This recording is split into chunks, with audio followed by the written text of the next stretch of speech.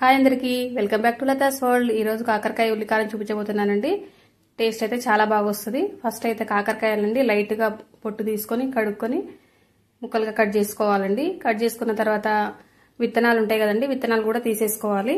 తర్వాత బాండిలో ఆయిల్ వేసుకొని లైట్ గా ఫ్రై చేసుకోవాలండి, మరి డీప్ ఫ్రై చేసుకోవద్దు। ఇలా ఫ్రై అయితే చాలు, తర్వాత తీసుకోవాలి। మిగతావన్నీ కూడా అలానే వేయించుకోవాలి।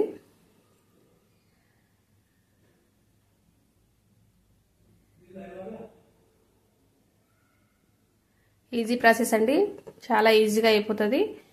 తర్వాత ఆనియన్స్ అండి, ఒక 5 ఆనియన్స్ తీసుకున్నాను, ముక్కలుగా కట్ చేసుకొని మిక్సీ వేసుకోవాలి।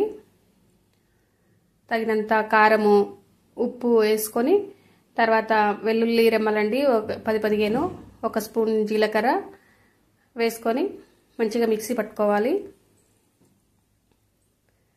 తర్వాత బాండిలో కొంచెం ఆయిల్ వేసుకొని జీలకర్ర వేసుకోవాలి। తర్వాత ఇప్పుడు మిక్సీ పట్టిన పేస్ట్ వేసుకోవాలి। వేసుకొని మంచిగా కలిపి క్యాప్ పెట్టేసుకోవాలి। కొంచెం కరివేపాకు కూడా వేసుకొని కలుపుకోవాలి। కలుపుకొని క్యాప్ పెట్టుకోవాలి। తర్వాత ఒక 2 మినిట్స్ తర్వాత మళ్ళీ ఓపెన్ చేసి మళ్ళీ ఒకసారి కలుపుకొని చూడండి, కలర్ చేంజ్ అయింది।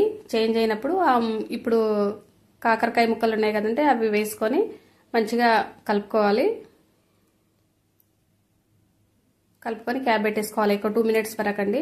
తర్వాత ఓపెన్ చేసి మళ్ళీ ఒకసారి కలుపుకోవాలి।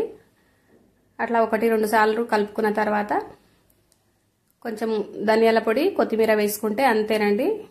కాకరకాయ ఉల్లికారం చాలా టేస్ట్గా ఉంటుంది। 1 స్పూన్ వేసుకుంటే అన్నం అంతా తినేయచ్చు, అంత టేస్ట్గా ఉంటుంది। మా పిల్లలు అయితే చాలా ఇష్టపడతారండి।